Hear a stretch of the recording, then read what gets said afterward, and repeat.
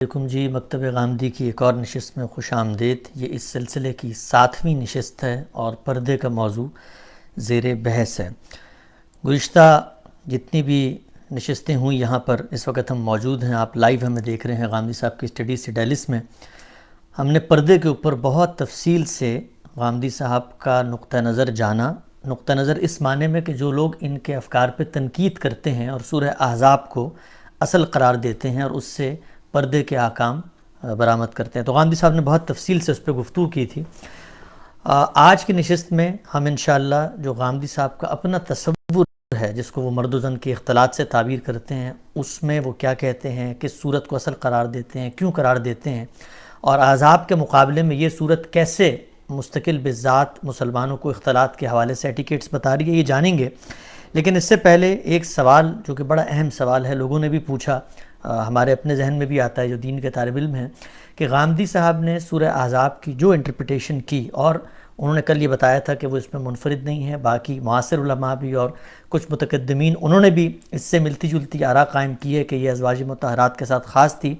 لیکن سوال یہ پیدا ہوتا ہے کہ ان احکام کو جو اولین مخاطبین اس عہد میں موجود تھے، یعنی رسول اللہ کی بیٹیاں، عام مومنین عورتیں، انہوں نے کیسے سمجھا؟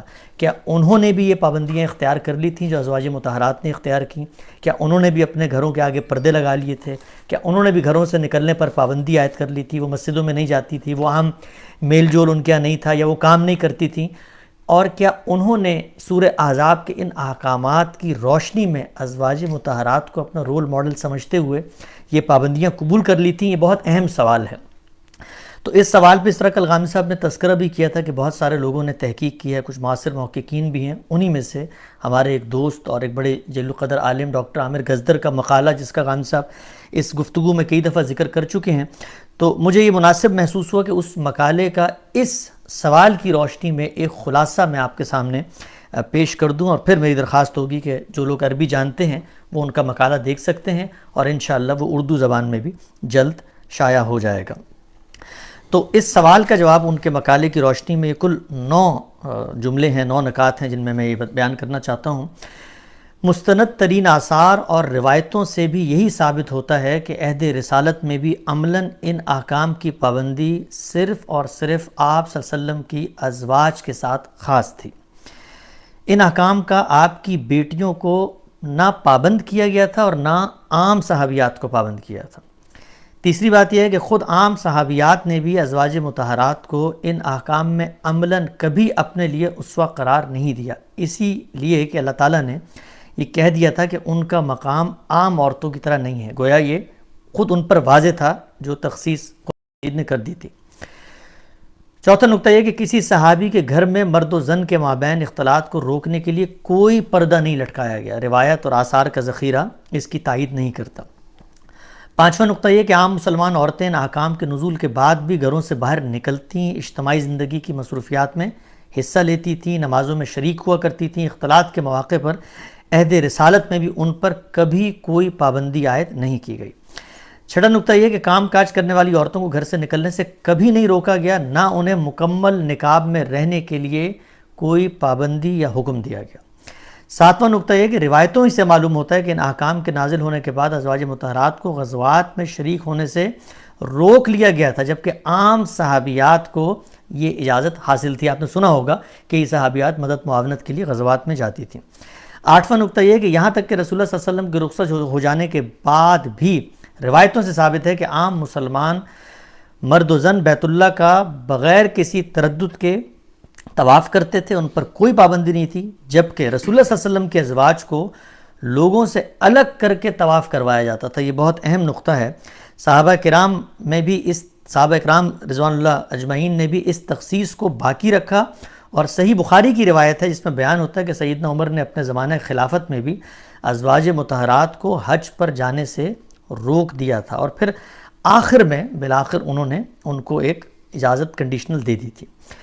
اور نواں نقطہ یہ کہ آیت حجاب کے شان نزول کی صحیح روایات جس میں یہ بیان ہوا ہے کہ اس حکم کے نازل ہونے سے پہلے سیدنا عمر نے رسول اللہ کو مشورہ دیا تھا کہ آپ اپنی ازواج کو لوگوں کے سامنے آنے سے روکیں، انہوں نے بھی عام مسلمان عورتوں کو کبھی یہ بات نہیں کہی جو انہوں نے ازواج مطہرات کو کہی تھی. یعنی خود رسول اللہ صلی اللہ علیہ وسلم کو بھی جب مشورہ دیا سیدنا عمر نے تو ازواج مطہرات ہی کے ضمن میں دیا، اس کے علاوہ نہیں دیا.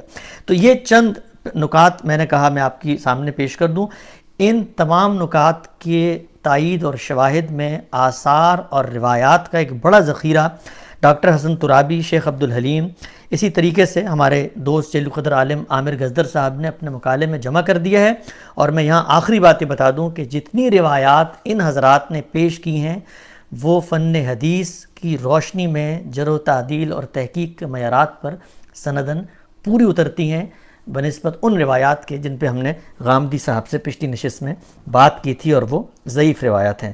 تو یہ چند چیزیں ابتدا میں نے پیش کی ہیں. انہی کی روشنی میں آج خان صاحب السلام علیکم، خیریت سے ہیں؟ جی وعلیکم السلام. معذرت میں نے دراز نفسی کی، لیکن مجھے لگا کہ یہ چیز اس نوعیت کی ہے کہ میں اس کو پیش کروں. نہیں، بہت اچھا کیا آپ نے، روایات و آثار کی طرف بھی توجہ دلا دی. جی تو ہم سے پہلے تو یہ بتائیے گا کہ یہ جو چیزیں میں نے بیان کی اس سے بظاہر یہ لگتا ہے کہ جو موقف آپ نے قرآن مجید کی نصوص کے داخلی شواہد، سیاق و سباق، اس کے الفاظ سے اخذ کیا تھا، تاریخ کی آثار و روایات اور مستند ترین وہ بھی اس کی تائید کرتی ہیں. پوری اس گفتگو کو کیسے دیکھتے ہیں؟ میں اس سے واقف ہوں. دیکھیے، میں تو اس کو الٹ کر دیکھوں گا کہ رسالت مآب صلی اللہ علیہ وسلم کی ازواج مطہرات کے بارے میں کچھ خصوصی احکام دیے گئے. قرآن مجید نے اس کے پس منظر کو اس خوبی کے ساتھ واضح کر دیا ہے کہ کسی اور چیز کی طرف دیکھنے کی ضرورت ہی باقی نہیں رہتی. ہم عادی ہو چکے ہیں کہ ہم قرآن مجید کے بارے میں یہ خیال کرتے ہیں کہ وہ کوئی واضح کر دینے والی کتاب ہی نہیں ہے. بدقسمتی سے قرآن کو ہم نے اس جگہ کبھی رکھا ہی نہیں جہاں وہ ہے. یعنی آپ اندازہ کیجئے کہ وہ پوری صراحت کے ساتھ کہہ رہا ہوگا کہ ہم نے تو صرف یہ چیزیں حرام کی ہیں، اور ہم اس کے مقابل میں کوئی روایت، کوئی قصہ، کوئی تاریخ پیش فرما دیں گے. یعنی قرآن کے الفاظ پر گفتگو ہی نہیں کریں گے، اس کے ساتھ کسی روایت یا قصے کا کوئی ریلیشن، تعلق واضح کرنے کی صحیح نہیں کریں گے. یعنی ایسے لگتا ہے کہ جیسے قرآن مجید نہ تو اپنی بات کہہ سکتا ہے، نہ اسے واضح کر سکتا ہے، نہ اپنا پس منظر بتا سکتا ہے، جبکہ قرآن کا اپنا دعویٰ یہ ہے کہ وہ بے لسان عربی مبین ہے، واضح کر دینے والی زبان میں اپنی بات کر رہا ہے. تو میں نے عرض کیا کہ میں تو اس کو الٹ کے دیکھوں گا کہ اگر یہ جو قرآن مجید میں باتیں فرمائی گئی ہیں ان کا پابند صحابیات کو بھی کیا گیا ہوتا یا صحابیات نے اس کو اختیار کیا ہوتا تو آپ کا روایات و آثار کا ذخیرہ بھرا ہوا ہوتا اس سے. اس لیے کہ یہ معمولی چیز نہیں تھی. یعنی قرآن نازل ہوا اور ازواج مطہرات نے اس کو اختیار کر لیا. ازواج مطہرات کو بھی پہلے اسی طرح سے انتخاب کا حق دیا گیا. میں نے تو واضح کیا نا کہ وہاں بات شروع کہاں سے ہوئی ہے. تو یہ دوسری صحابیات کو اگر لوگ پابند کرتے ہیں، اب مسجدوں میں نہیں آؤ گی، اب باہر نہیں جاؤ گی، اب کوئی اپنے ریوڑ چڑھانے کے لیے نہیں جائے گی، کوئی کھیت میں کام کرنے کے لیے نہیں جائے گی. اس کے بعد آپ دیکھیے یہ سب کچھ ہو رہا ہے مدینے میں. یعنی اگر پردے لٹکائے جاتے تو اگلے دن یہ خبر ہوتی. جی جی جی ایک پورے شہر میں، ایک پوری بستی میں اس طرح کا کوئی معاملہ آپ کو صحابہ کے دور میں، رسالت پاک صلی اللہ علیہ وسلم کے دور میں سرے سے نظر نہیں آتا. کہتے ہیں وہ عورتیں نکلتی تھیں، کام کرتی تھی، رسول اللہ نے اٹھنی پہ بٹھایا ان کو. بالکل واضح ہے یہ سب کچھ، اور اس میں اتنا بڑا ذخیرہ موجود ہے تاریخ کا. لیکن میں تو یہ سمجھتا ہوں کہ جب اللہ کی کتاب کسی چیز کو واضح کر دے تو اس کے بعد ہر شخص کو سر تسلیم خم کر کے بیٹھنا چاہیے. اگر قرآن سمجھ میں نہیں آ رہا تو سوال اس پر کرنا چاہیے. لیکن یہ بڑی بدقسمتی کی بات ہے کہ قرآن مجید بات کو وہاں تک لے گیا. یعنی یہاں سے شروع کیا اس نے، جیسے کہ آپ نے دیکھا کہ پیغمبر کی بیویوں، اگر تم عام عورتوں کی زندگی بسر کرنا چاہتی ہو اور دنیا کی زینتوں میں اس طرح رہنا چاہتی ہو تو آؤ ہم تمہیں خوش روبی سے روانہ کر دیتے ہیں. یہ تو نہیں کہا کہ تم ایمان سے نکل جاؤ گی. یعنی وہ پہلے مرحلے ہی میں انہیں عام عورتوں کی زندگی میں اور اس خاص زندگی میں انتخاب کا حق دیا جا رہا ہے. وہاں سے قرآن نے بات شروع کی اور تدریجی انکشاف کے ساتھ وہ وہاں لے گیا جہاں خاتمے پہ اس نے کہا کہ یہ پس منظر ہے جس میں ہم یہ پابندیاں لگا رہے ہیں، یہ ہدایات دے رہے ہیں، یہ منافق اگر اس کے بعد بھی باز نہ آئے تو ہم ان کے ساتھ یہ سلوک کریں گے. اتنی واضح صورتحال ہے. یعنی اگر قرآن میں تدبر کا ذوق ہو تو میں کہتا ہوں کہ اس کے بعد یہ کہنا کہ اب کوئی روایت دکھائیے، آثار دکھائیے، مجھے تو قرآن مجید کی اہانت محسوس ہوتی ہے. اس وجہ سے میں عام طور پر اس طرح کی تائید میں چیزیں نہیں پیش کرتا، لیکن بہت لوگوں نے اس پہ کام کیا ہے، جیسے حسن ترابی ہیں، جیسے عبدالحلیم ہیں، جیسے عامر گزدر صاحب ہیں، انہوں نے کام کیا ہے اس پر. تو جن لوگوں کو اس کا شوق ہے وہ ذرا دیکھیں ان کا کام. دسیوں روایات آپ کو بتا رہی ہوں گی. عورتیں جنگوں میں جا رہی ہیں، اپنے سامان کے گٹھے سر پر اٹھا کے لا رہی ہیں، لکڑیاں لا رہی ہیں، اور یہ آخر تک رہا ہے. یعنی لوگوں سے باتیں کر رہی ہیں، مسجد میں بیٹھی ہوئی ہیں، جمعے کے خطبے میں سوالات کر رہی ہیں، عید کے موقع کے اوپر جمع ہو رہی ہیں. یعنی یہ جو باتیں کہی گئی ہیں، عورت کا اصل دائرہ عمل اس کا گھر ہے. ان میں سے کسی کے کوئی ادنا آثار بھی آپ کو عہد صحابہ یا عہد رسالت میں نظر نہیں آتے. لیکن میں یہ دیکھنے جاؤں کیوں؟ استدلال کے لیے نہیں جاؤں گا، اطمینان کے لیے چلے جائیے آپ. لیکن ہم سب اس پر بھی تھوڑی سی بات کریں، پھر ہم اصل موضوع سورہ نور کی طرف آ جاتے ہیں. یہ ایک بندہ مومن کے لیے یا مثلا ایک صاحب علم کے لیے تشویش کا مقام تو پیدا ہوتا ہے نا. مان لیا قرآن مجید ایک بات کہہ رہا تھا، لیکن ہم یہ سوچتے ہیں کہ جب قرآن نے ایک بات کہی ہے تو یہ کیسے ہو سکتا ہے کہ صحابہ کرام اور خود رسول اللہ صلی اللہ علیہ وسلم اور باقی لوگ اور اولین مخاطبین اس سے مختلف عمل کریں. تو پھر روایت تو پھر یعنی ہمیں کھڑا کر دیتی ہے نا کہ ہم روایت کی توجیہ کریں، نہیں تو پھر قرآن مجید پہ اثر و غور کریں، ہو سکتا ہے ہم غلط ہی ہوں. میں روک تو نہیں رہا. دیکھیے میں تو خود اپنی زندگی کا آخری پروجیکٹ جو ہے وہ روایاتی پہ کر رہا ہوں، یعنی روک نہیں رہا. ہمیں یہ جاننا چاہیے کہ جب ایک چیز کو قرآن مجید اس وضاحت کے ساتھ بیان کر دے تو پھر اس طرح کے قصے، روایات، تاریخ، آثار یہ صرف اس لیے دیکھنے چاہیے کہ صورتحال کو ہم جاننا چاہتے ہیں. یہ اچھی بات ہے، لیکن استدلال کے لیے نہیں. بالکل ٹھیک ہو. استدلال قرآن مجید کا محکم استدلال ہے، وہ واضح ہو گیا.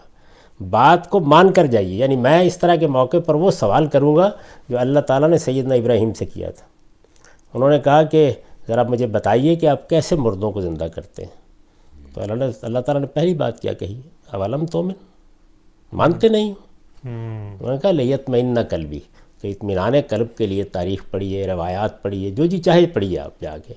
میں بھی ساری زندگی پڑھتا رہا ہوں، لیکن قرآن مجید جب کسی چیز کو واضح کر دیتا ہے، موضوع بنا کر واضح کر دیتا ہے، تو پھر اس پر باہر کی کسی چیز کو اثر انداز نہیں ہونا چاہیے، اور اس کے استدلال کو سمجھنا چاہیے. وہ اللہ کی کتاب ہے، اور اپنے بارے میں یہ کہہ رہا ہے کہ تمام مذہبی معاملات میں اختلافات کا فیصلہ کرنا میرا کام ہے. لِيَحْكُمَ بَيْنَ النَّاسِ فِي مَا اخْتَلَفُوا فِيهِ. قرآن مجید پر یہ اعتماد، قرآن سے یہ تعلق، قرآن کا یہ فہم، قرآن میں تدبر کے لیے اس طریقے سے اندر داخل ہونا، اے کاش لوگ اس کو علم کا موضوع بنائیں تو بہت سی چیزیں ویسے ہی واضح ہو جائیں. تو یہ بات اللہ کا شکر ہے کہ تاریخ بھی اسی کی شہادت دیتی ہے، آثار بھی اسی کی شہادت دیتے ہیں، صحابہ کرام کا عمل بھی اسی کی شہادت دیتا ہے. الحمدللہ، اللہ کا شکر ہے. لیکن اس سے میرے یقین میں ادنا درجے کا اضافہ نہیں ہوگا، اس لیے کہ وہ یقین قرآن نے آخری درجے میں پیدا کر دیا ہے. بالکل صحیح. غلام صاحب ہم بڑھتے ہیں سورہ نور کی طرف. آخری نقطہ جو اس پوری بحث میں سوالات سے یہ واضح ہوا، بہت زیادہ سوالات ہمیں موصول ہو رہے ہیں اس پوری بحث کے دوران. مجھے یہ لگتا ہے کہ جو بھی آپ بات بیان کرتے ہیں ابتدا میں اس کی ایک بڑی مزاحمت ہوتی ہے، لیکن جیسے ہی آپ اس کی تائید میں کوئی تاریخی شہادت بھی پیش کرتے ہیں اور ایک کہتے ہیں میں اس پر منفرد نہیں ہوں، یا کم سے کم علم کی روایت میں اس بحث کو بیان کر دیتے ہیں کہ پہلے سے ہو رہی ہے، تو لوگ قبول کرتے ہیں. آپ کو لگتا ہے کہ یہ جو پوری علم کی آج روایت ہے مذہبی علوم پہ، یہ اپنی تراث اور تاریخ سے کچھ اجنبیت کا شکار ہو گئی ہے؟ ان کے لیے سب موضوع نئے نئے ہیں جو بات کر رہے ہیں ہم. کہہ سکتے ہیں آپ، لیکن میں آپ سے عرض کرتا ہوں کہ اگر لوگ صرف اپنے ہاں کے کسی عالم کی بات سن کے مطمئن نہ ہو جائیں، اگر وہ ایک چلتی ہوئی چیز سے اتنے مروب متاثر نہ ہو جایا کریں کہ کسی اور چیز کی طرف دیکھیں ہی نہیں، تو پھر آپ دیکھیں گے کہ آپ کے علمی ذخیرے میں بھی بہت اعلیٰ درجے کی چیزیں موجود ہوتی ہیں. اہل علم بحثیں کر چکے ہوتے ہیں، بہت سی چیزیں ایسی ہوتی ہیں جن میں ان کی رائے بالکل درست ہوتی ہے. آپ کو صرف استدلال کو مزید واضح کرنا ہوتا ہے. میں نے اس میں بھی یہ کہا تھا کہ ایک جلیل القدر علماء کا پورا گروہ ہے جو یہی بات کہتا ہے کہ یہ ازواج مطہرات کے ساتھ خاص احکام ہیں، خاص پس منظر میں دیے گئے ہیں. لیکن وہ پس منظر کیا ہے، قرآن اس کو کیسے بیان کرتا ہے، پوری سورہ میں وہ کس طریقے سے نمایاں ہوتا ہے. تو ہمارا کنٹریبیوشن یہ ہے، یعنی مدرسہ فراہی میں یہ جو کام ہوا ہے، اس سے قرآن مجید کے فہم کے وہ پہلو نمایاں ہو کر سامنے آ گئے. تو یہاں کوئی نیا نتیجہ نہیں بیان کیا جا رہا، لیکن اس نتیجے تک پہنچنے کے پروسیس اور اپروچ کو واضح کیا جا رہا ہے کہ وہ کیسے نکلتا ہے وہ نتیجہ. اور میرے نزدیک زیادہ دلچسپی کی چیز یہ ہونی چاہیے سچے اہل علم کے لیے. بالکل ٹھیک ہے. تو ہم سب آتے ہیں، اور اب میں چاہوں گا کہ سورہ نور جس کو آپ ان معاملات میں اصل قرار دیتے ہیں، اس کا پس منظر بتائیں. وہ کب نازل ہوئی؟ یعنی یہ احزاب سے پہلے کہ مرد و زن کا اختلاط نہیں ہو رہا تھا، وہ نازل ہوئی تو خود سورہ کا کانٹینٹ کیسے بتاتا ہے اس کے احزاب کے سامنے رکھ کے کہ یہ اصل وہ مقام ہے جہاں پر یہ ایٹیکیٹ زیر بحث؟ یہ بہت اچھا سوال آپ نے کیا. دیکھیے وہاں بات کہاں سے شروع ہوئی؟ وہاں بات اصل میں رسالت مآب صلی اللہ علیہ وسلم کے ساتھ مسلمانوں کے تعلق سے شروع ہوئی ہے. پھر وہ وہاں پہنچی جہاں آپ کی ازواج مطہرات کو تخیر دی گئی، یعنی انتخاب کا حق دیا گیا.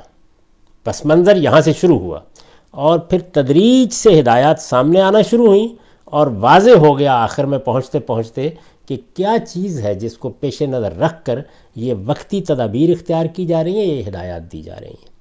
تو میں نے یہ عرض کیا تھا کہ اس طرح لوگوں پر یہ واضح کرنے کی ضرورت ہے کہ یہ قرآن مجید یہ کوئی 4 یا 5 یا 10 یا 2 یا 200 یا 400 ہدایات کو 1-2 کر کے نہیں لکھا گیا.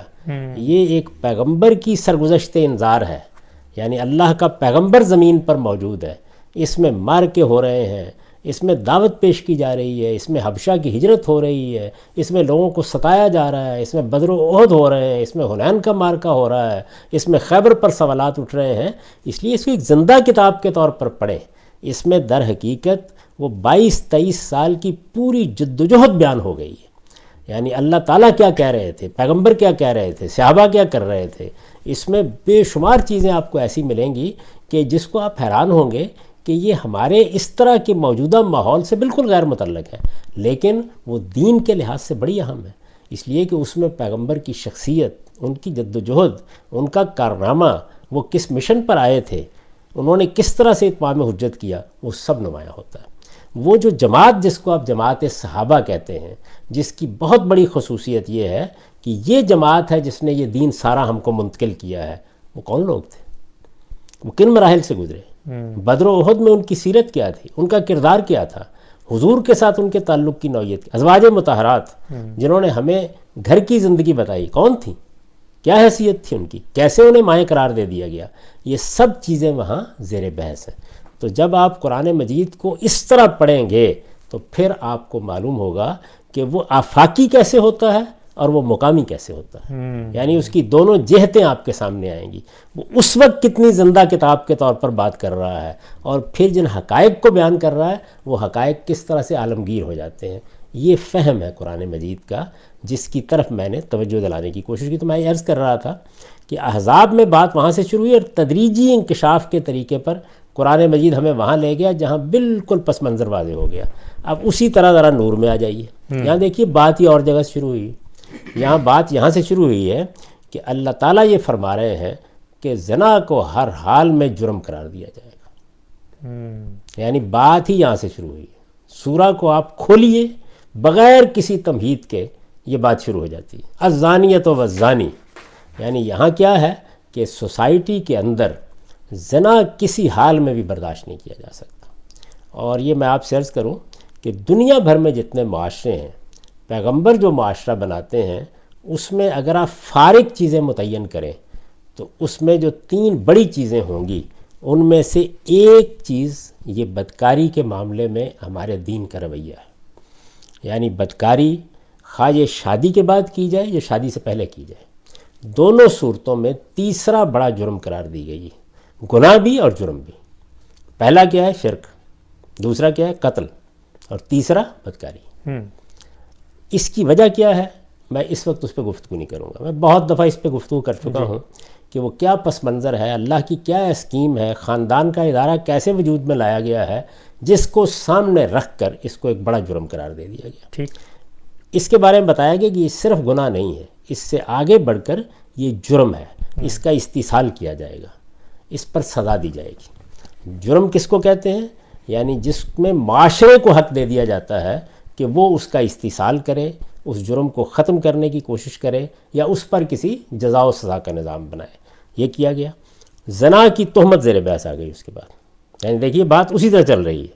زنا کی تہمت لگانے والے، تہمت کے ذیل میں یا پس منظر میں اس واقعے کی طرف اشارات کر دیے گئے جو سیدہ عائشہ کے بارے میں بیان کیا جاتا ہے کہ ہوا، اور لوگوں کو بڑی سخت تنبیہ کی گئی کہ ان کا یہ کام نہیں ہے کہ وہ اس طرح کی فاحشہ کی اشاعت کریں یا سوسائٹی میں ان چیزوں کو اس طرح سے بیان کریں، یا اپنی مسلمان عورتوں کے بارے میں جو بھولی بالی ہیں، پاک تینت ہیں، ایسے الزامات لگائیں۔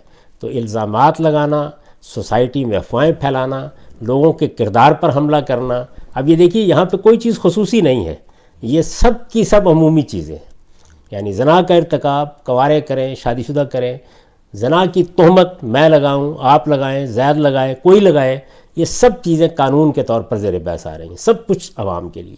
یہ سارا سلسلہ بیان جو ہے یہ ایک بشارت پر جا کر ختم ہوا ہے، یعنی مسئلہ پیدا ہو گیا نا، یہ مسئلہ جس کے مختلف پہلوؤں کو سورہ واضح کرتی آ رہی ہے، وہ بشارت کیا ہے ذرا اس کو سنیے، جس کے بعد آپ دیکھیں کہ کیسے اللہ کی کتاب ایک تدریج کے ساتھ اگر آپ اس کے اندر اترتے ہیں تو بات کو اٹھاتی ہے اور وہ لے جاتی ہے۔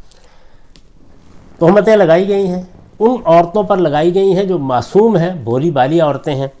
یہ سب کچھ بیان کرنے کے بعد اللہ تعالیٰ بشارت دیتے ہیں، یہ ختم کرتے ہیں سلسلہ، کیا ہے؟ الخبیثات للخبیثین والخبیثون للخبیثات والطیبات للطیبین والطیبون للطیبات اولئک مبرؤون مما یقولون لہم مغفرۃ ورزق کریم، کہ یہ دنیا کی زندگی میں تو یہ سب ملے جلے ہیں، یہاں پر کردار اور اخلاق کی خباثت اور انسان کا پاکیزہ اور طیب رویہ، اس کو الگ الگ کرنا ممکن نہیں ہے۔ ہو سکتا ہے کہ ایک خبیث ترین عورت کسی بڑے ہی پاکیزہ نفس انسان کے نکاح میں ہو، اور ہو سکتا ہے کہ اس کے برخلاف اور برعکس ہو۔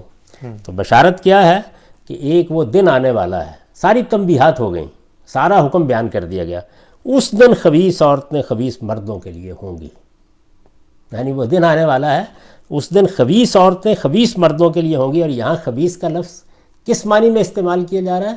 یعنی جو بدکاری، فحاشی اور اس طرح کی چیزوں کو اپنی زندگی بنا لیتی ہیں، موضوع ہی وہی ہے سارا کا سارا۔ یعنی اب یہ کوئی رسالت مآب صلی اللہ علیہ وسلم کا گھرانہ، آپ کی ازواج، آپ کی بیٹیاں، ان کے ساتھ کوئی خاص معاملہ نہیں ہے۔ تہمت لگانا، بدکاری کی تہمت لگانا، بدکاری کا ارتکاب کرنا، مرد کرے، عورت کرے، الزانیۃ والزانی، یعنی وہ بات بھی وہاں سے شروع کی گئی۔ اس دن خبیث عورتیں خبیث مردوں کے لیے ہوں گی اور خبیث مرد خبیث عورتوں کے لیے، یعنی اس میں تسلی کیا دی جا رہی ہے کہ دنیا کی زندگی میں تو ہم یہ فیصلے نہیں کریں گے، زیادہ سے زیادہ کسی جرم کا ارتکاب ہوگا سزا دے دیں گے، وہ بھی ہو سکتا ہے سامنے آئے، ہو سکتا نہ آئے، لیکن ہم جو جنت بنانے والے ہیں اس میں یہ ترتیب الٹ دیں گے، یعنی اس میں یہ ہوگا۔ اسی طرح پاکیزہ عورتیں پاکیزہ مردوں کے لیے ہوں گی اور پاکیزہ مرد پاکیزہ عورتوں کے لیے۔ وہ ان باتوں سے بری ہوں گے جو لوگ ان کے بارے میں کہتے ہیں، یعنی سب تہمتوں سے بری ہو کر خدا کی جنت میں داخل ہو جائیں گے، ان کے لیے وہاں مغفرت ہے اور عزت کی روزی ہے۔ یہ بشارت دی۔ یہ بشارت دینے کے فوراً بعد کہا کہ یہ پاکیزگی جو وہاں حاصل ہونی ہے، اس کے لیے جانتے ہو یہاں کیا ضروری ہے؟ اب وہ احکام شروع ہو گئے۔ اچھا، یعنی اس طرح یہ سورہ میں تمہید اٹھائی گئی ہے، اور اس کے فوراً بعد کیا ہے؟ یا ایھا الذین آمنوا لا تدخلوا بیوتا غیر بیوتکم، ایمان والو اسی پاکیزگی کے لیے ضروری ہے کہ تم اپنے گھروں کے سوا دوسروں کے گھروں میں داخل نہ ہوا کرو۔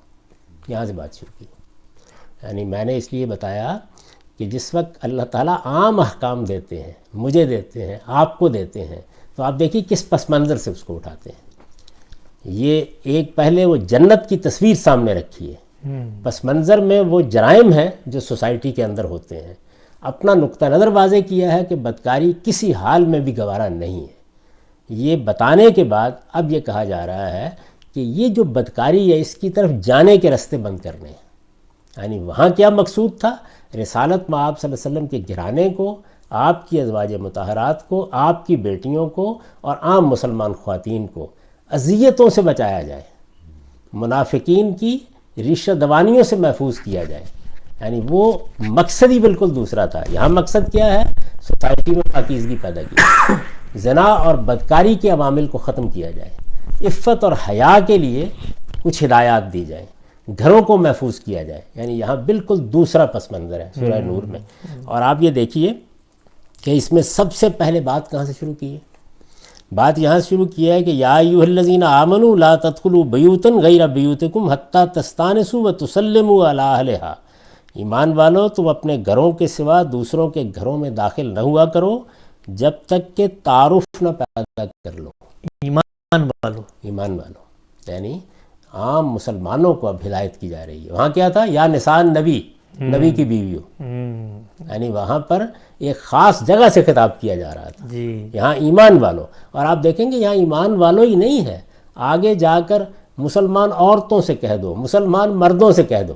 اچھا، یہ آپ دیکھیں گے کہ بالکل صورتحال تبدیل ہو گئی۔ تو ان کو میں نے عنوان دیا ہے اپنی کتاب میزان میں، مرد و زن کے اختلاط کے آداب، بدکاری نہ پھیلے، فحاشی کی اشاعت نہ ہو، تعلقات میں وہ خرابیاں نہ آئیں کہ جو اس طرح کی چیزوں کی طرف لے جانے کا باعث بنتی ہیں۔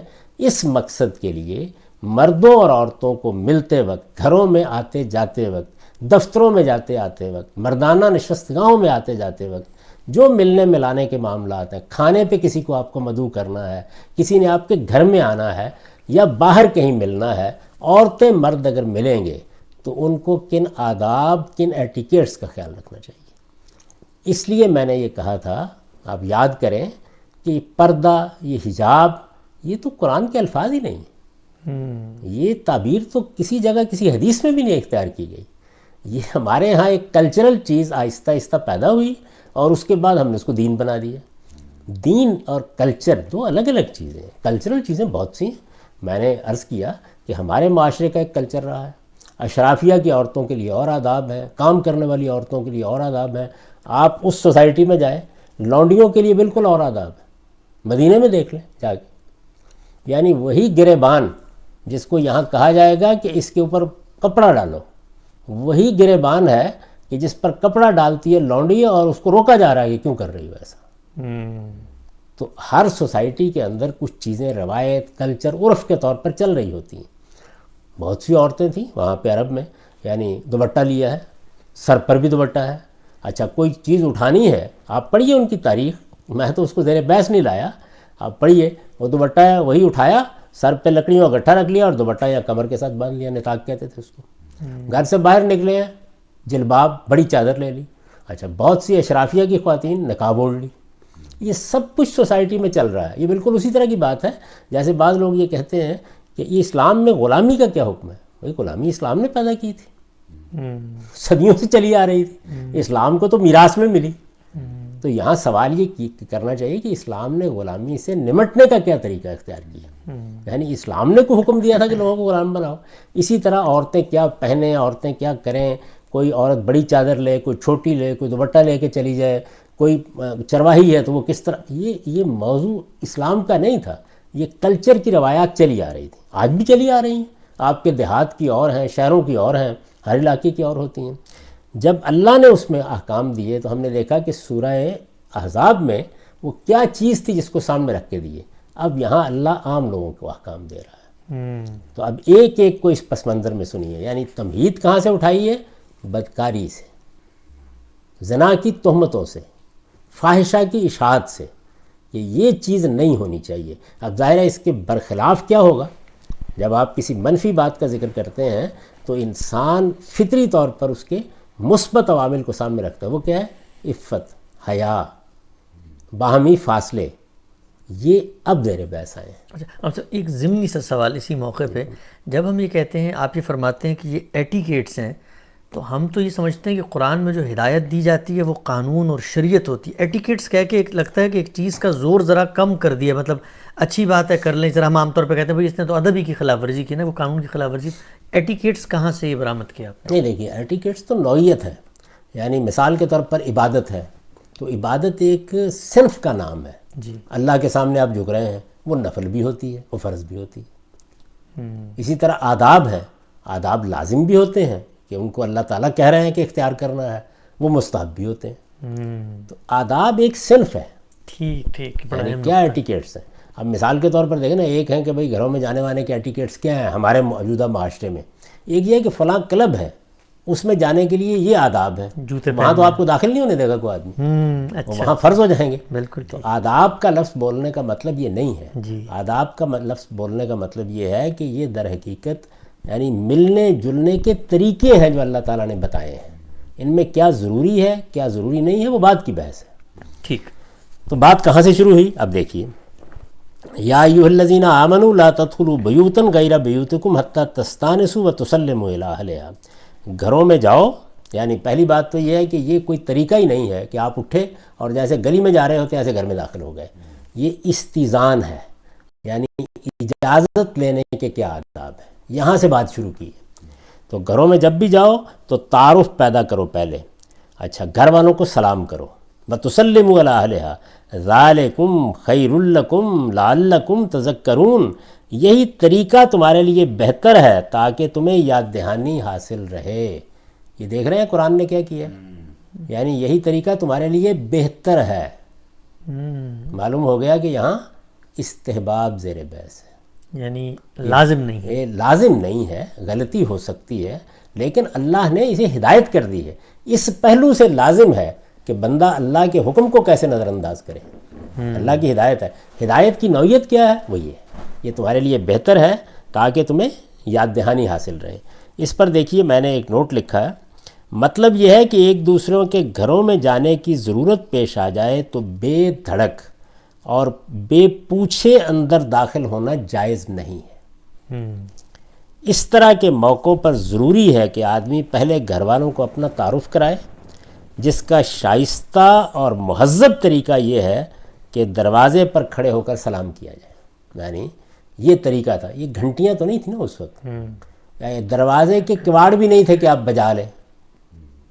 عام طور پر تو دروازے اس طرح لگے ہوئے ہی نہیں تھے دیہاتی معاشرے میں. تو سلام کریں آپ آواز ہی دیں گے نا. تو اس کا طریقہ یہ بتایا گیا. اس سے گھر والے معلوم کر لیں گے کہ آنے والا کون ہے, کیا چاہتا ہے اور اس کا گھر میں داخل ہونا مناسب ہے یا نہیں. جب آپ تعارف کرائیں گے کہ میں فلاں ہوں, اس مقصد کے لیے آیا ہوں, اس کے بعد اگر وہ سلام کا جواب دیں اور اجازت ملے تو گھر میں داخل ہو, ورنہ واپس ہو جائیں. یعنی جو ادب سکھایا گیا وہ یہ کہ یہ ضروری نہیں ہے کہ آگے سے آپ سے کہا جائے کہ اس وقت ملنے کا ارادہ نہیں ہے, خاموش ہو جائیں بس. آپ سلام کریں گے واپس ہو جائیں گے. نبی صلی اللہ علیہ وسلم نے, اب دیکھیے حدیث کا کیا تعلق ہوتا ہے قرآن سے. قرآن مجید نے کیا کہا کہ تم تعارف پیدا کرو اور سلام کرو گھر والوں کو جب بھی جاؤ. یہ طریقہ ہے وہاں جانے کا. آگے یہ کہا تھا فَإِن لَمْ تَجِدُوا فِيهَا أَحَدًا فَلَا تَدْخُلُوهَا حَتَّى يُؤْذَنَ لَكُمْ. پھر اگر وہاں کسی کو نہ پاؤ تو ان میں داخل نہ ہو جب تک کہ تمہیں اجازت نہ دی جائے. اچھا, یعنی جب تک گھر والے باقاعدہ طریقے سے اجازت نہ دے دیں اس وقت تک تم گھر میں داخل نہ ہو. وَإِن قِيلَ لَكُمْ ارْجِعُوا فَارْجِعُوا هُوَ أَزْكَىٰ لَكُمْ وَاللَّهُ بِمَا تَعْمَلُونَ عَلِيمٌ. اور اگر تم سے کہا جائے کہ لوٹ جاؤ تو لوٹ جاؤ, یہی طریقہ تمہارے لیے پاکیزہ ہے. سبحان اللہ. اور یاد رکھو کہ جو کچھ تم کرتے ہو اللہ اسے خوب جانتا ہے. یعنی ابتدا کہاں سے ہوئی ہے, استئذان سے. گھر میں جانے سے روکا نہیں جا رہا, ملنے ملانے سے روکا نہیں جا رہا. گھروں میں جب تم جاؤ گے داخل ہوگے تو تمہیں پہلے سلام کرنا چاہیے, تعارف کرنا چاہیے. نبی صلی اللہ علیہ وسلم نے اس حکم کی وضاحت میں فرمایا کہ اجازت کے لیے 3 مرتبہ پکارو, اگر تیسری مرتبہ پکارنے پر بھی جواب نہ ملے تو واپس چلے جاؤ. اس کی پھر بہت دل نواز روایتیں ہیں بعض.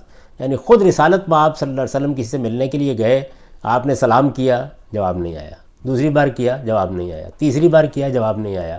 آپ لوٹنے کے قریب تھے تو صحابی دوڑتے ہوئے اندر سے آئے اور آ کر لپٹ گئے. تو آپ نے فرمایا جواب نہیں دیا.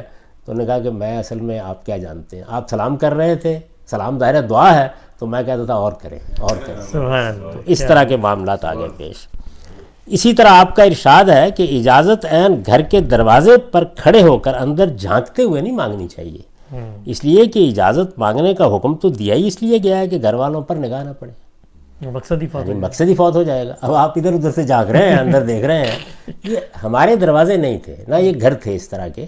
تو یہ ایک دیہاتی زندگی کا آپ تصور ذہن میں لائیں تو یہ پہلی ہدایت ہے. یعنی جو بات کہی گئی وہ یہ.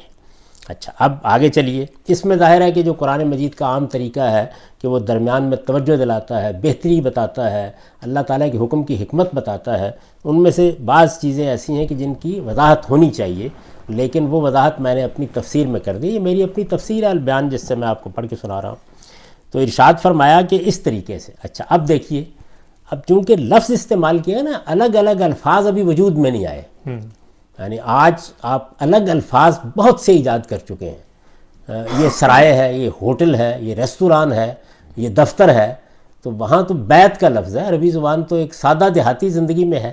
تو قرآن مجید نے یہاں کمال یہ کیا کہ ایک صفت کا اضافہ کر کے اب حکم کو آگے بڑھایا. وہ آگے کیا ہے؟ لیسا علیکم جناح ان تدخلوا بیوتا غیر مسکونۃ فیہا متاع لکم. اس میں البتہ تم پر کچھ گناہ نہیں کہ ایسے گھروں میں داخل ہو جن میں تمہارے لیے کوئی منفعت ہے اور وہ رہنے کے گھر نہیں ہیں. یعنی عمارتیں دو طرح کی ہوں گی نا.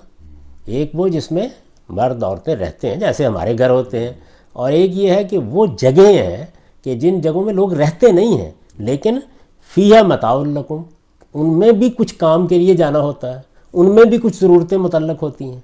وہ کیا جگہیں ہو سکتی ہیں؟ اس پر میں نے لکھا ہے آیت میں اس کے لیے بیوتن غیر مسکونہ کے الفاظ استعمال ہوئے ہیں. یعنی ہوٹل، سرائے، مہمان خانے، دکانیں، دفاتر، مردانہ نشست گاہیں وغیرہ. ان میں اگر کسی منفعت اور ضرورت کا تقاضا ہو تو آدمی اجازت کے بغیر بھی جا سکتا ہے. یعنی جو آپ کے رہنے کے گھر ہیں وہاں پر یہ کہا گیا کہ اجازت لے کے جاؤ. ایسے وضاحت کرتا ہے اللہ تعالیٰ جب کوئی بات کرتا ہے. یعنی وہ لفظ ایک بولا اور اس سے کائنات کے تمام غیر بیوت کو اس میں شامل کر دیا. اس میں یہ سب چیزیں اجازت لینے کی جو پابندی اوپر عائد کی گئی ہے وہ ان جگہوں سے متعلق نہیں ہے. تو قرآن مجید نے یہاں کیا کیا کہ جو آپ کے ہاں رہنے سہنے کی جگہ ہوتی ہیں دو حصوں میں تقسیم کر دیا. ایک وہ کہ جہاں آپ بستے ہیں، جو آپ کا گھر ہے، اور ایک وہ جگہیں جن جگہوں پر آپ کسی مقصد سے جاتے ہیں، وہاں منفعت ہوتی ہے. یعنی وہ دفتر ہے تو اس مقصد سے جائیں گے، ہوٹل ہے تو اس مقصد سے جائیں گے. کوئی مردانہ نشست گاہ جیسے ہمارے ہاں ہمارے بعض علاقوں میں حجرے ہوتے ہیں، وہاں مردی ہوتے ہیں، یا عورتیں بھی اگر ہوتی ہیں مثال کے طور پر کہیں کام کرنے کے لیے، تو وہ ایسی جگہ نہیں ہوتی کہ جس میں گھر کا ماحول ہو اور اس چار دیواری کی حفاظت مقصود ہو. تو یہ چیز وہاں پیش نظر نہیں ہوتی. تو دو حصوں میں قرآن نے تقسیم کیا. ایک وہ ہے کہ رہنے کے گھر ہیں، اور دوسرے بیوتن غیر مسکونہ، جو رہنے کے گھر نہیں ہیں. ایک میں اجازت لے کے جاؤ گے، تعارف کراؤ گے، سلام کرو گے. اگر گھر والے اجازت دیں گے تو اندر داخل ہوگے. گھر سے کہہ دیا جائے کہ اس وقت ملنے کا ارادہ نہیں ہے تو بغیر دل میں کوئی تنگی محسوس کیے چلے جاؤ گے. ہوا ازکا لکم، یہی بہتر راستہ ہے، یہی پاکیزگی کا طریقہ ہے. تو یہاں سے بات شروع کی گئی. یہاں صاحب ایک لفظ یہاں پہ آپ نے اسکا کا لفظ کہا. آپ نے وہاں گفتگو کرتے ہوئے کہا تھا کہ سارے احکام کو تزکیے سے جوڑے. یہاں قرآن مجید خود اپنے احکام کو دین کا جو پورا نصب العین ہے جو آپ بتا رہے تھے اس سے جوڑتا چلا جا رہا ہے. میرے علم میں تو کوئی ایک جگہ نہیں ہے. قرآن مجید بالکل ایک، جسے کہتے ہیں نا، ہمارے ہاں بدقسمتی ہوئی ہے، ہم چونکہ روایتوں کے عادی ہیں تو ہم بکھری ہوئی چیزوں کو دین سمجھتے ہیں. وہاں تو پہلے بنیاد واضح کی گئی ہے کہ ہدف کیا ہے، جنت جانے کے لیے کرنا کیا ہے، تزکیہ، پاکیزگی.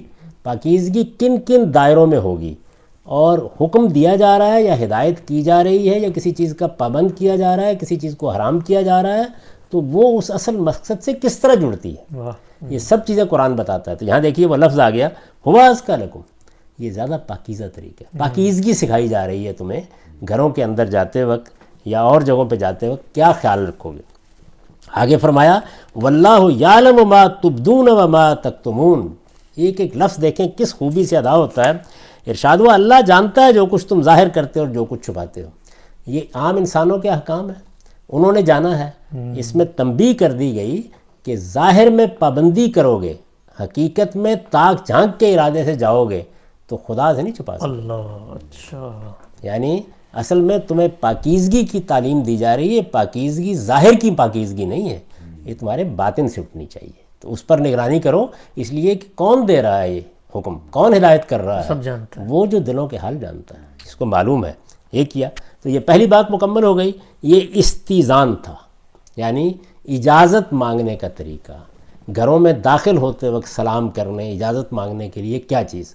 تو اب یہ واضح ہو گیا کہ میں اس کے لیے آداب کا لفظ کیوں استعمال کرتا ہوں. بالکل واضح ہو. یعنی یہ ایٹیکیٹس ہیں جو سکھائے جا رہے ہیں. اب آگے چلیے، یعنی یہ ہم یہاں تک پہنچ گئے. اب کیا کہا؟ کل للمؤمنین یغضوا من ابصارہم، اے پیغمبر اپنے ماننے والوں کو ہدایت کرو کہ ان گھروں میں عورتیں ہوں تو اپنی نگاہیں بچا کر رکھیں. یعنی اب دونوں جگہ پہ عورتیں ہو سکتی ہیں. گھروں میں آپ کسی دوست کے کسی عزیز کے گھر گئے ہیں، اور ان جگہوں پر جن کا ہم نے ذکر کیا، بیوت مسکونہ اور بیوت غیر مسکونہ، دفاتر بھی اور گھر بھی، دونوں، ہر جگہ کہیں بھی عورتیں ہو سکتی ہیں. جی. یعنی آپ مثال کے طور پر آپ ہمارے ڈیرے پر آئیں. میں آپ سے عرض کروں کہ میں تو ایک دیہاتی پس منظر کا آدمی ہوں. میری ننہال ددھیال میں جگہ جانور باندھے جاتے تھے، وہاں جیسے عورتیں، مرد جاتے تھے کام کرنے کے لیے، عورتیں بھی جاتی تھیں. جی. تو جانا پڑ جاتا تھا. وہ کھلے دروازوں کی جگہ ہوتی تھی، وہاں عام طور پر بھینسیں، گائے باندھی ہوئی ہیں، بہت بڑے بڑے ڈیرے سے بنے ہوئے ہیں. تو اس طرح کی جتنی جگہ دیہات میں ہوگی، اب ظاہر ہے موجودہ تمدن میں بھی ہوں گی، دونوں جگہ. یہیں ایک بات کی طرف توجہ دلا دوں. استاذ امام امین حسن اصلاحی کہتے ہیں کہ یہ گھر کے آداب بتائے جا رہے ہیں. جی. آپ یہ دیکھیے کہ یہ صرف گھر کے نہیں، اس میں بیوت مسکونہ بھی ہیں اور بیوت غیر مسکونہ، تو لازمی باہر ہوں گے، تو لازماً باہر بھی ہوں گے. دونوں جگہ جہاں عورتیں ہوں گی تو وہاں پہلی ہدایت کیا فرمائی؟ یغضوا من ابصارہم، اپنی نگاہیں بچا کر رکھیں. یعنی پہلی بات جس کو غض بصر آپ کہتے ہیں. بھائی غض بصر اگر خاتون کو برقع پہنا دیا ہے تو ضرورت ہی کہاں رہ گئی؟ بہت اہم نقطہ. بند کر دیا ہے تو ضرورت ہی کہاں رہ گئی؟ اندر آپ جا ہی نہیں سکتے تو ضرورت کہاں رہ گئی؟ تو اصل میں عام زندگی پر اس طرح کی کوئی قدغن لگانا پیش نظر ہی نہیں ہے اس پروردگار کی. تو پہلی بات کہاں سے کہی؟ ان مردوں سے کہو جو ایمان لے آئے ہیں، آپ کو مانتے ہیں، کہ اپنی آنکھوں پر پیرا بٹھائیں. یعنی لازماً دیکھیں گے اور پھر پیرا بٹھائیں. سامنے ہوں گی، دیکھیں گے تبھی ہوگا نا، ملنا ہوگا، بات کرنی ہوگی.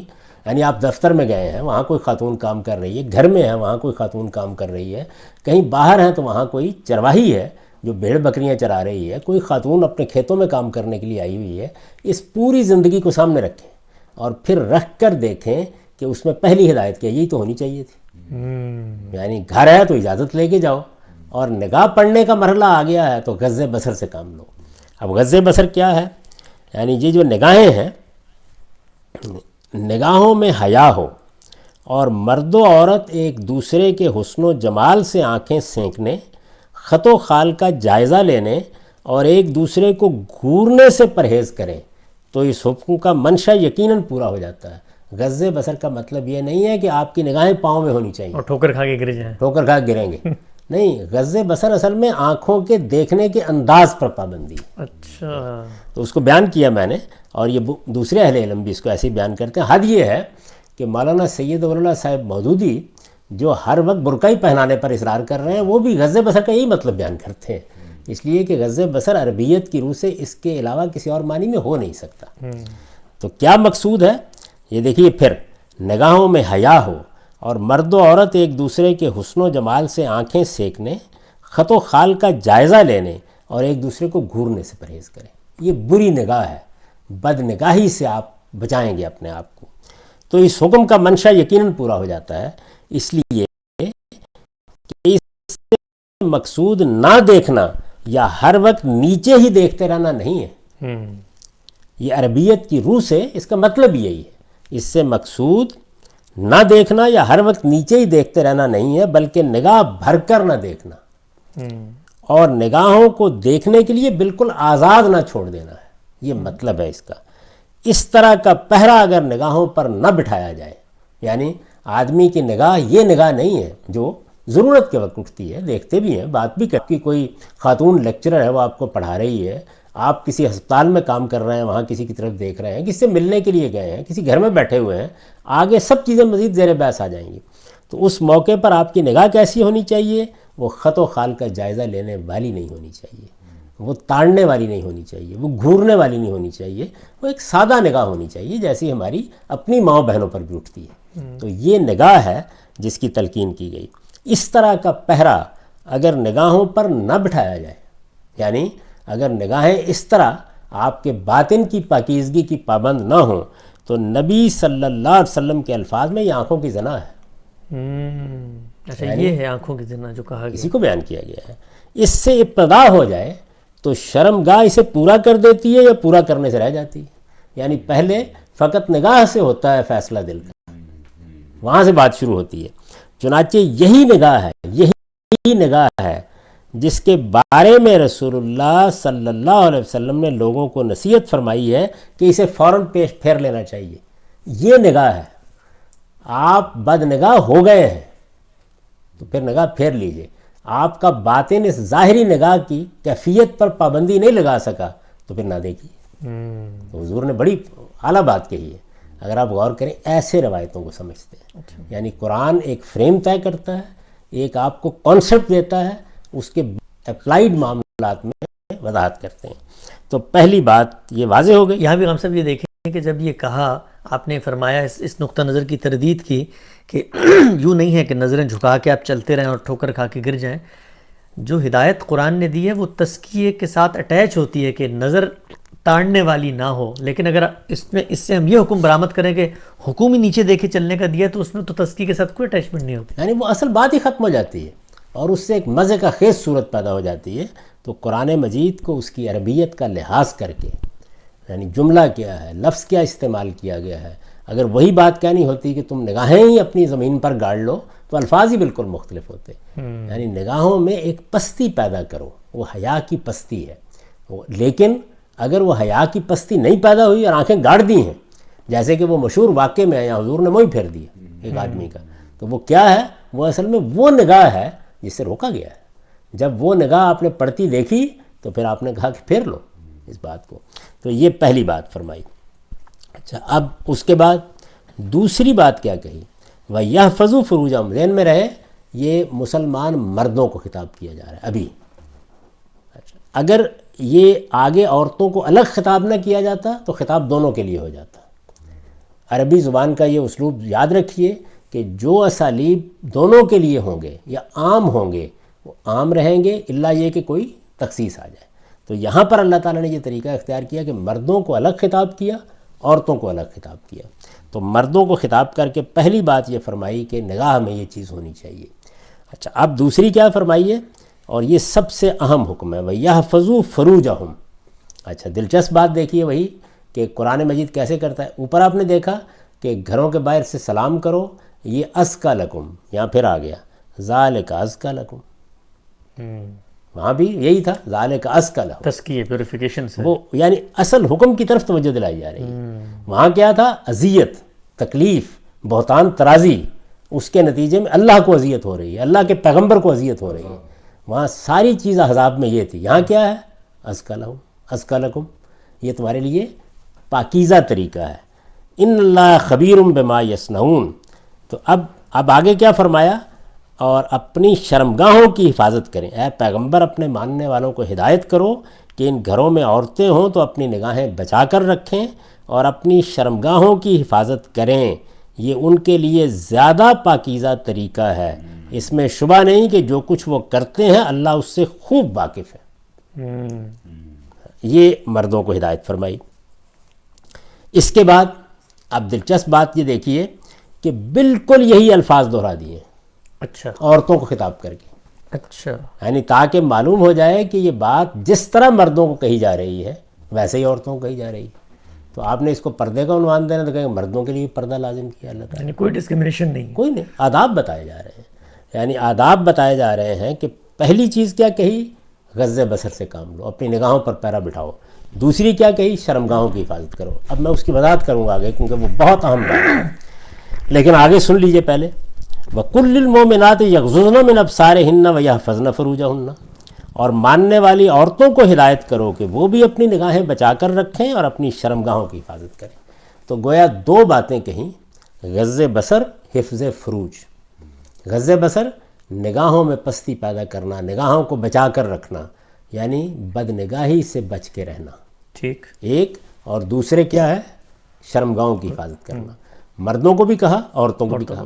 اب شرمگاہوں سے حفاظت کرنے کی یہ کیا تعبیر ہے؟ تو آپ یہ دیکھیے، غور کیجئے اس بات کے اوپر کہ شرمگاہوں کو ڈھانپ کر رکھنا نہیں کہا، حفاظت کرنا. یعنی یہ نہیں ہے کہ آپ چند پتے جو ہیں اس کے اوپر رکھ لیں. نہیں، شرمگاہوں کی حفاظت کرنی ہے. شرمگاہوں کی حفاظت کرنا ایک بہت ہی جامع تعبیر ہے اصل میں اس سارے کلچر کی جو پیدا ہو جاتا ہے اس کے فوراً بعد. اگر آپ اس کو اس کی روح میں سمجھ لیں، چونکہ احکام پیدا کہاں سے ہوئے ہیں، یہ آداب کیوں سکھانے ضروری ہو گئے ہیں، اس لیے کہ سوسائٹی کے اندر زنا کی طرف میلانات کا خاتمہ کیا جائے. تو اب شرمگاہ آ گئی. جی. یعنی شرمگاہیں کیا ہیں؟ اندیشے کی سب جگہیں. لفظ بھی وہ استعمال کیا ہے کہ جو اصل میں بہت تعمیم رکھتا ہے اپنے اندر. اندیشے کی جگہوں کی حفاظت کرو. مقصود ظاہر ہے وہی ہے کہ جن میں جنسی خواہش یا جنسی میلان یا جنسی کشش ہو سکتی ہے، تو ان کی حفاظت کرو. حفاظت کرنے کا لفظ جب آپ استعمال کر رہے ہیں تو یہ محض ڈھانپنا نہیں ہے، بلکہ وہ جو باطن کا میلان پیدا ہوتا ہے وہ بھی نہ ہو، اور ہر وہ جسم کا حصہ جو اس جانب لے جانے کا باعث بن رہا ہے اسے ڈھانپ لو. تو اب گویا کیا ہوا، آپ کو بتایا گیا کہ اصل مقصود کیا ہے اور اس کا اطلاق آپ نے کیسے کرنا ہے. یہ چھوڑ دیا گیا، اس لیے کہ انسان بہت اچھی طرح سمجھتا ہے ہر کلچر میں اس کی نوعیت بالکل الگ ہو جائے گی، لیکن لباس کے جتنے آداب پر آپ گفتگو کرتے ہیں اصل میں وہ حفظ فروج کی سادہ تعبیر کے اندر چھپے ہوئے ہیں. شرمگاہوں کی حفاظت کرنا، یعنی اصل میں لباس کا ایک پہلو تو وہ ہے نا کہ وہ آپ کے لیے زینت کا باعث بنتا ہے. یعنی آپ لباس اس لیے پہنتے ہیں کہ آپ اچھے لگیں. یہ پہلو تو ظاہر ہے کہ یہاں موضوع نہیں ہے، لیکن لباس کا ایک دوسرا پہلو یہ ہے کہ باطن میں کیا ہے، زنا کا، بدکاری کا میلان نہ پیدا ہو. یہ آپ جانتے ہیں کہ وہ میلان جہاں سے شروع ہوتا ہے وہ نگاہ ہے، پھر وہ ظاہر ہے کہ دل کی کیفیات کی طرف منتقل ہوتا ہے، پھر انسان کے جذبات میں ایک خاص طرح کا ہیجان پیدا کرتا ہے، پھر اس کے بعد کچھ آپ کے اعمال سے چیزیں سرزد ہونا شروع ہو جاتی ہیں. یعنی اس میں یہ چیز بھی ہوتی ہے کہ ان اعضاء کو نمایاں کیا جائے جب یہ خواہش پیدا ہوتی ہے جو دوسرے کے لیے باعث کشش ہو سکتے ہیں. ایسے ہی ہوتا ہے نا یہ سب کچھ. جب یہ سب ایسے ہی ہوتا ہے تو ظاہر ہے کہ حفظ فروج کا یا حفاظت کرنے کا مطلب یہ ہے کہ اب آپ فیصلہ کریں اس بات کا کہ کس کس جگہ سے در اندازی ہو سکتی ہے، تو اس کو آپ روکیں. تو لباس کے جتنے پہلو ہیں، یہ جو آپ عام طور پر پڑھتے ہیں کہ بھئی فلاں فلاں چیزیں جو وہ سطر کی چیزیں ہیں، فلاں چیزوں کا لحاظ کرنا چاہیے، وہ پھر ہمارے فقہا نے اس چیز کو سامنے رکھ کر آگے متعین کرنے کی کوشش کی. اللہ تعالیٰ کی کتاب کا طریقہ بالکل مختلف ہے. یعنی اس میں اصل بات بتائی گئی، اس کا اصلی ہدف بتایا گیا، اور اس کے بعد آپ پر چھوڑ دیا گیا کہ اب اپنے لباس میں، نشست و برخاست میں، اٹھنے بیٹھنے میں اب آپ نے ان چیزوں کا لحاظ کرنا ہے. یہ نہیں کہ ایک دھجی اپنے اوپر ڈال لی ہے تو چلیے شرمگاہ چھپ گئی، نہیں، حفاظت کرنی ہے اس کی. کس سے؟ نگاہوں سے، میلان سے، کشش سے. تو اب اس کو پھیلاتے چلے جائیے. سمجھ گیا بالکل.